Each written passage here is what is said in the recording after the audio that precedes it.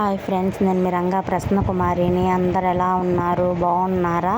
మేమైతే చాలా బాగున్నామండి. ఈరోజు అయితే క్యాప్సికమ్ మసాలా కర్రీ చేశాను. ఎలా చేశానో చూసేద్దాం రండి. ఫస్ట్ అయితే కడాయిలు అయితే ఆయిల్ వేసుకొని తిరగమాత గింజలు అయితే వేసేసి ఆనియన్స్ అయితే కట్ చేసి వేసేసి అవి బాగా మగ్గిన తర్వాత టమాటాలు అయితే వేసేసాను. ఇంకా టమాటా కూడా బాగా మగ్గిన తర్వాత క్యాప్సికమ్ అయితే యాడ్ చేశానండి.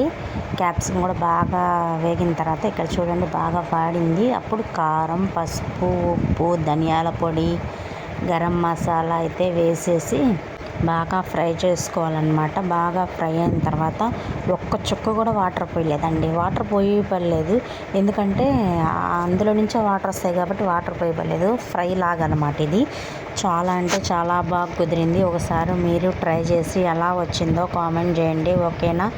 కొత్తగా ఛానల్ చూసేవాళ్ళు సబ్స్క్రైబ్ చేసుకోండి, లైక్ చేయండి, షేర్ చేయండి, కామెంట్ చేయండి. మీ ఫ్రెండ్స్ అండ్ ఫ్యామిలీ మెంబర్స్కి షేర్ చేయండి.